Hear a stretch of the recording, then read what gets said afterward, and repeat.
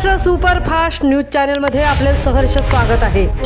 खास सत्याची धार लेखणीची महाराष्ट्रातील ताज्या आणि वेगवान बातम्या पाहण्यासाठी आपल्या हक्काचे चॅनल शेअर करा, लाईक करा आणि सबस्क्राईब करा।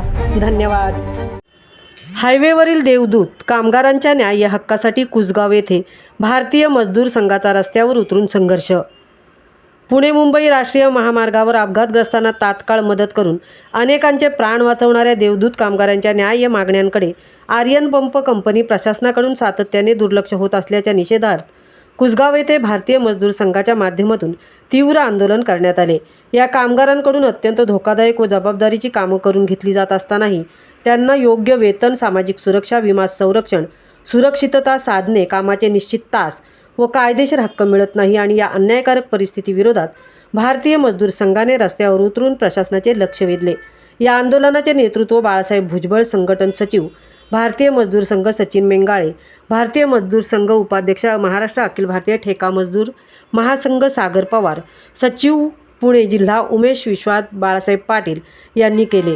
यावेळी उपस्थित नेत्यांनी स्पष्ट इशारा दिला की देवदूत कामगारांच्या प्रश्नांवर तात्काळ ठोस निर्णय झाल्यास आंदोलनाची तीव्रता वाढवण्यात येईल व ही लढाई राज्यस्तरावर नेली जाईल। भारतीय मजदूर संघाने कंपनी व्यवस्थापन व संबंधित यंत्रणांना आवाहन केले आहे की देवदूत कामगारांना वेतनवाढ, प्रलंबित प्रश्नांबाबत इत्यादी सर्व कायदेशीर लाभ व सामाजिक सुरक्षा तात्काळ लागू करावी अशी ठाम मागणी करण्यात आली। महाराष्ट्र सुपरफास्टसाठी विठ्ठल ममताबदेसह तृप्ती भोईर, उरण। अत्यंत अल्प वेतनावर या ठिकाणी काम करून घेतलं जात आहे। या कामगारांना कायद्यानुसार जो काही ओव्हरटाईम मिळाला पाहिजे तो ओव्हरटाईम या ठिकाणच्या कामगारांना मिळत नाही। गेल्या कित्येक दिवसात, वर्षात मागणी करून सुद्धा मिळालेला नाही।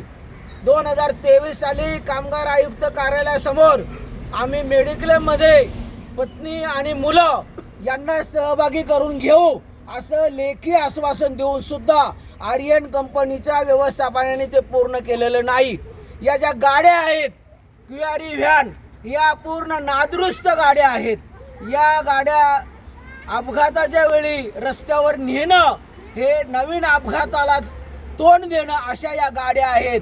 अनेक वेळा या गाड्या दुरुस्त करा किंवा नवीन गाड्या द्या हे सांगून सुद्धा हे आर्यन व्यवस्थापन ऐकत नाही आणि कुठल्याही प्रकारच्या गाड्यांची दुरुस्ती केली जात नाही।